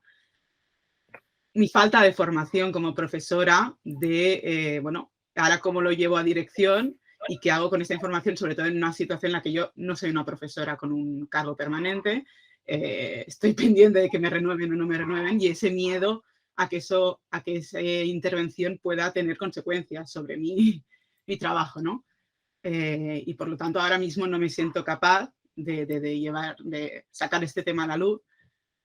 Sí que lo he hablado con los alumnos, he intentado convencerlos porque todo empezó con una comprensión lectora que quise, soy profesora de lengua, una comprensión lectora sobre los microrracismos en los que les pedí que hicieran una redacción, a partir de ver unos vídeos y leer un artículo que hablaba de Desiree, que supongo que la conoces. Sí. Y curiosamente, bueno, durante la misma redacción, una alumna que es racializada me dijo, Alba, pero yo ¿puedo expresar que estoy en contra de lo que está diciendo Desiree? Digo, claro que puedes expresarlo, pero no me esperaba que fuera la alumna racializada que me dijera que estaba en contra. Claro. Y entonces luego cuando salimos al patio le dije, mira, no puedo esperar a leer tu redacción, cuéntame por qué no estás de acuerdo. Y me dice, es que yo considero que hay una generación de cristal que se ofende muy fácilmente por todo. Ella es de padre cubano y nunca ha tenido todavía esa experiencia, según ella, de ser discriminada por su tez más oscura, ¿no? Y no sé, entonces a mí me plantea la opción de hay personas defendiendo que hay ciertos comentarios que son racistas y una persona que debería tener esa experiencia de alguna manera porque ella es racializada, me dice lo contrario. Entonces digo, vale, tengo que ampliar el número de opiniones, ¿no? Para acabar de entender esta variedad de situaciones. Y al final llegué a la conclusión que les dije, mira, hay personas que pueden opinar una cosa u otra, lo que no se puede hacer es que si hay una mayoría diciéndote esto, no puedas imponer tu opinión. Porque al final, si impones tu opinión sobre una serie de personas que te están diciendo lo contrario, eso es racismo directamente. Bueno, al final acabé con eso, pero todavía me siento que queda mucho por hacer, que cuando hablabas antes del silencio, es muy evidente cuando hay ese número de alumnos que callan porque les tienen miedo a esos otros alumnos que no tienen miedo a expresar sus opiniones racistas, y ya no solo racistas, sino machistas, claro. Y o sea, a muchos niveles, ¿no? Porque al acabar también la famosa actividad me dijeron, Alba, no sabes la de comentarios racistas que hemos oído. Claro. Digo, bueno, ha aumentado de repente. El simple hecho de ver esa actividad ha hecho que externalizaran sus opiniones. Yo intento, si vuelvo a oírlos, intentar reaccionar y decírselo, pero me siento, como te digo, con que no saber qué más hacer. Claro. Yo creo, en ese sentido, Alba, te diría varias cosas. La primera es totalmente normal que sientas no saber qué hacer, porque es que el mismo grado de magisterio, luego el MEC de formación al profesorado, no forma en estos temas, ¿no? No forma en otras competencias, pero no se pide la competencia de gestión de la diversidad racial como requisito para profesorado. Luego no recibís como una formación continua en temas de racismo, como igual si los podéis recibir en nuevas tecnologías en el aula, ¿no? Y no se le da la importancia que tiene este tema realmente en lo que es la formación al profesorado. Entonces, por muy profesora que seas, y esto, ¿no? Lo que digo, que como alumnas vemos el profesor o el tutor como un referente seguro, la realidad es que no se os ha formado para esto y que tampoco, o sea, los profesores y profesoras que os formáis en esto es por esto, porque luego seguís a DESIRE, porque luego tenéis la voluntad de aprender de más por vuestra cuenta, pero no está en vuestra formación profesional reglada principal. Y luego también, claro, lo que me comentas de esta chica, pues yo qué sé, como la Ayuso, como la Macarena de Vox, ¿no? Que al final también son mujeres, pero escuchamos discursos antifeministas o machistas, que al final también se trata de entender que, bueno, cuando uno ha vivido una situación de privilegio, sea en temas de género, en temas de racismo, pues es normal, entre comillas, o podemos entender que esto la lleve a decir hay una generación de cristal o son unas feminazis o lo que sea. Yo puedo entenderlo cuando una mujer no ha vivido pues esta situación de opresión, pero es verdad que uno, no me representa, dos, como decías, hay una mayoría, tres, ya no se trata de que hay una mayoría, sino de que tenemos evidencias, tenemos números y tenemos realidades que superan lo que una desde su privilegio haya podido sentir o dejar de sentir o no. ¿No? Entonces, esto a mí, esta alumna, claro, me estabas hablando y a mí me venía el otro día, no sé qué dijo la Macarena de Vox, que al final es esto, es mujer, pero esto no quiere decir que no vaya a decir nunca un comentario machista, ¿no? Y también una cosa que hablábamos el otro día con Mandy, que a veces es como que el hecho de que seamos no nos legitima por eso. Es decir, no porque yo ahora sea adoptada y racializada, todo lo que os he dicho es más verdad que las personas que no sois adoptadas y racializadas. También cada uno habla desde su experiencia y también forma parte del oyente como ser crítico y destriar con qué se queda, con qué no, qué es lo que tiene que revisar o comparar, porque es como, claro, imaginad, ¿no? Una asociación de adopción y acogimiento hace una charla con una persona que es adoptada y racializada y vengo yo aquí, llego y digo que el racismo no existe. No porque yo sea adoptada y racializada tendría la verdad, ¿no? Entonces, por eso también el que a veces nuestras condiciones no nos hacen más expertas siempre o más profesionales en esos temas, ¿no? Y sí que por último quería compartirte, lo hago rápido porque sé que nos pasamos de la horita, no me dejaré a Marta y a María Eugenia que habían levantado la mano, pero quería compartir nada, lo que os decía de Minty, que es la propuesta de guía docente que hice para mi trabajo de fin de grado y que también os voy a compartir, pues que al final es esto, una propuesta de qué podemos hacer, ¿no? Cuando tenemos un comentario racista, cuando nos vienen y nos dicen, bueno, pues resulta que hay muchos más, ¿no? Pues esto en la escuela, pero también lo podemos hacer desde el ámbito familiar o donde sea, ¿no? Al fin y al cabo es como, nosotros sabemos que eso ha pasado, tenemos a la persona lo expresa porque es muy distinto. Al fin y al cabo tenemos que actuar siempre para proteger, para cuidar y acompañar a esa persona como prioridad, ¿vale? Entonces, si lo expresa y nos lo hace saber y nuestra intención de gestionarlo, pues sí que podemos ofrecer un acompañamiento y luego en el resto de la guía pues salen como opciones de pues ya sea terapia especializada, ya sean grupos de mediación y resolución, ya sea un trabajo de una unidad didáctica de no sé qué. Pero ¿qué pasa cuando sí que es consciente pero no quiere gestionarlo? Pues tenemos que respetar, ¿no? Y al cabo de un tiempo prudente, entonces volvemos a preguntar si es que ha cambiado de opinión. Pero también tenemos que aceptar que a veces nos digan, no, no quiero, porque igual es que llevan gestionando 1000 movidas más aparte de esa y no quieren tener la 1001, ¿no? Y luego nos podemos encontrar también que sepamos nosotras que es un incidente racista, pero que la víctima o la persona afectada no nos lo comparta, porque no es consciente de lo que ha pasado, o sea, porque es consciente pero no quiere compartirlo o porque no es consciente. Entonces no es lo mismo. Si es consciente pero no quiere compartirlo, habrá que dar espacio igual. Ahora, si no es consciente, sí que tenemos la responsabilidad de analizar. ¿Es una cosa aislada? ¿Sigue algún patrón? ¿No? Entonces, ya os digo, esto os lo compartiré. Evidentemente no es la solución, porque si fuese la solución, pues ya no habría racismo, pero sí como algunas pinceladas de qué podemos hacer cuando tenemos pues este tipo de verbalizaciones, ¿vale? Pues muchas gracias. De nada, Alba. Seguimos con Marta Saña.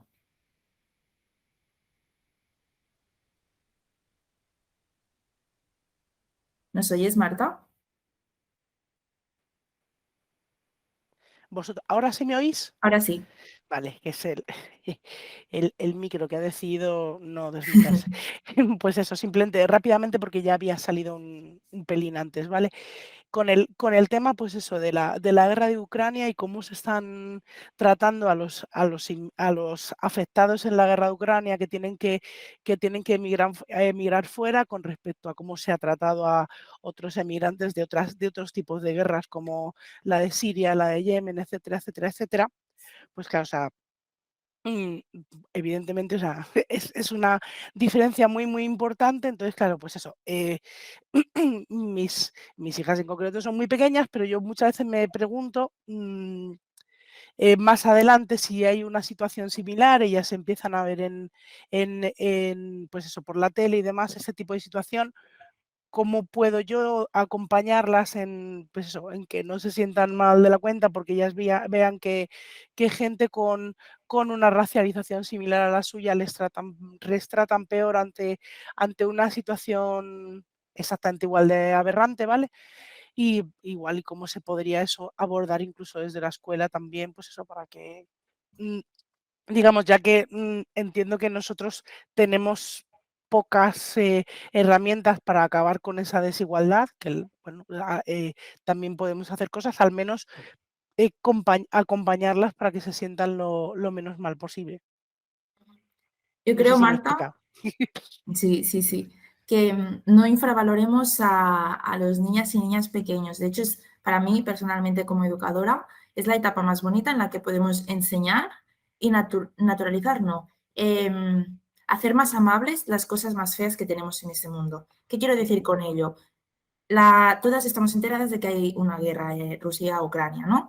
Y aunque sean pequeñitas, lo sabrán, porque se habla de ello, porque salen los medios. Entonces, es un momento en su edad, que todavía son muy inocentes, que todavía no tienen esa capacidad de imaginar las atrocidades que se están cometiendo, para poder hablar de la guerra de una forma, entre comillas, amable, en el sentido de poder resolver dudas que todavía igual solamente tienen, pero las tienen y no les angustian, tanto como te puede angustiar luego cuando eres mayor porque ya le pones imagen, de poder hablar de, pues mira, esto que está pasando aquí también pasa en otros sitios y de otros sitios no se habla, pues porque no se les da tanto protagonismo, porque las cámaras no saben llegar hacia allí, porque creen que lo que sea, porque la gestión que van a hacer de niñas o que hacemos cuando somos más pequeñas también es un poco más amable. Entonces yo creo que es importante poder hablarlo desde edades tempranas, evidentemente adecuado a la edad, pero no dejarlo luego para cuando somos más adultas, porque cuando somos más adultas, pero también somos más conscientes y también somos más ansiosas. Y entonces también la gestión que podemos hacer a lo mejor es pues menos amable o más negativa o más traumática, ¿no? Entonces a mí, por ejemplo, desde pequeñita me hablaron de que había guerra y yo cuando era pequeña, ahora me he olvidado. Me acuerdo que hubo una guerra que duró mucho tiempo y me hablaban en 2005. Bueno, no sé, hubo el no a la guerra aquí en Barcelona, que yo recuerdo que mi madre me dijo, pues vamos a ir a un sitio a decir no a la guerra por esta guerra, pero en el mundo hay otras guerras y me enseñó, ¿no? Como en este sitio hay esta guerra, o sea, me enseñó en un mapa mundi, evidentemente no con imágenes explícitas, ¿no? Pero en este sitio hay esta guerra, en este sitio hay esta guerra es por recursos naturales, esta guerra es porque tal, y es como vamos a ir a esta manifestación, tú, ¿qué guerra eliges, no? No a la guerra, ¿para qué guerra es la tuya, no? Y al final era como una dinámica, por decirlo así un poco, más amable de poder decir, hay más guerras, estamos yendo por una, que es por la que se convoca, ahora me da raya porque no me viene el nombre, 2005. Pero es como tú, Adriana, puedes elegir otras guerras y a lo mejor a mí me representaba más una guerra de África por el simple hecho de que era en África, cuando esta no estaba pasando en África. O a lo mejor a mí me representaba más una guerra de cambio climático porque a mí me sabía más mal lo del planeta que no los intereses económicos o eso no lo entendía, ¿no? Y era como una manera de acompañar o de hacer puente en las guerras que estaban pasando en el mundo sin dejar de hablar de que eso eran guerras también.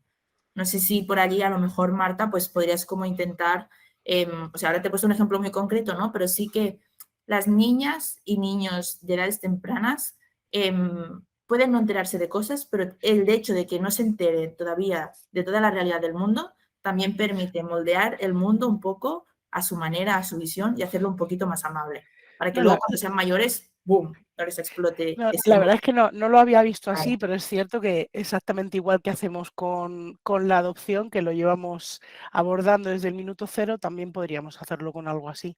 Así que muchas Claro. gracias. De nada. Y terminamos con María Eugenia, que ya nos pasamos de la horita, la última. El micro. Perdón. Ahora. Buenos días, Adriana.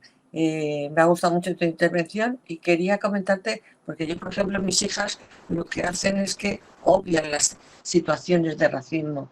Y eso, yo soy como más reivindicativa, como más luchadora, activista con el tema del racismo, y ellas las veo que son como más beligerantes y más, transigen más. Sin embargo, yo me pongo como un eceomo. Muchas veces con actos de racismo que han sufrido en la escuela o que viven día a día, o comentarios como este de la señora Ayuso decir leyenda negra. O sea, ya damos por supuesto que la leyenda es muy mala y muy fea porque es negra.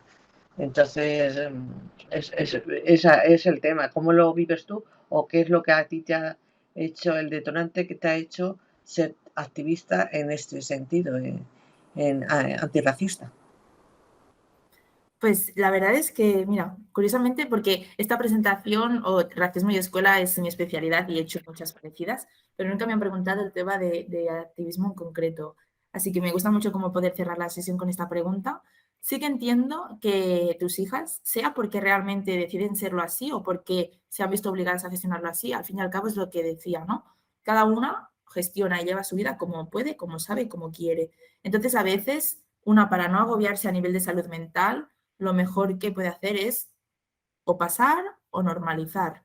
Que no quiere decir que no esté pasando o que ellas no sean conscientes de que eso pasa, ¿no? Pero yo como activista, a mí lo que me llevó a ser activista fue, y antes lo ha comentado Alba, es Desiree, que es una referente en temas de antirracismo, ¿vale? Desiree Belalobede tiene un libro que se llama Ser mujer negra en España.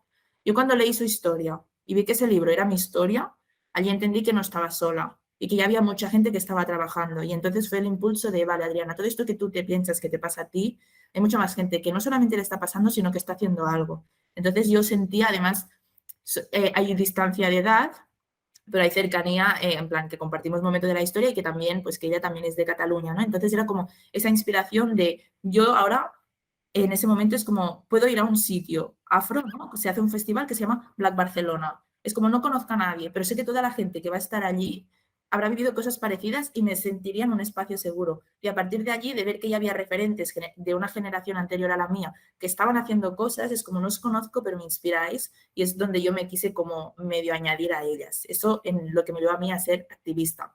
Pero también es verdad que igual que tengo mis movidas antirracistas, sigo teniendo mis movidas como persona de 23 años, con mi pareja, con mi madre, con el trabajo, con los estudios. Entonces a veces es como mentalmente no puedo más. Y prefiero antes gestionar pues mi relación de pareja que no una cosa que socialmente esté pasando en otro lado del mundo, que aunque tenga que ver con temas de racismo, a mí pues en ese momento no me afecta. Y en cambio, como estoy con mi pareja, sí, ¿no? Entonces yo a veces he tenido que decir, desde Fajafajana, que es el proyecto que considero activista, decir, no puedo más, en el sentido de no me voy a posicionar con lo que está pasando en Ucrania, no me voy a posicionar con esto, porque esto implica leer, pues, analizar, decidir, y yo ahora no quiero dedicar mis esfuerzos a esto, no porque sea mal activista o menos activista, sino porque tengo otras prioridades y tengo que cuidarme. Entonces, lo que digo, no sé si tus hijas es porque se cuidan simplemente porque lo ignoran o por lo que sea, pero también entender que a veces dentro del propio movimiento activista no siempre vamos a estar al 100%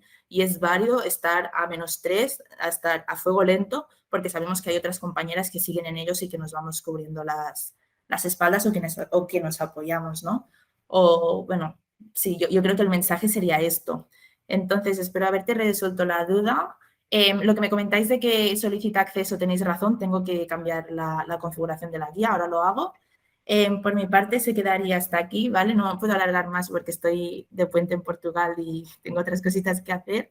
Daros muchísimas gracias a todas y a todos por haberos conectado, a Atlas por la invitación, a Bandy especialmente, Y también cualquier duda o cosita que os haya quedado, os dejo mi correo, ¿vale? Que me podéis escribir por allí y en la medida de lo posible, que no va a ser la semana que viene, pues también os contesto, ¿vale? Entonces, esto, muchísimas gracias y que vaya súper bien el fin de semana.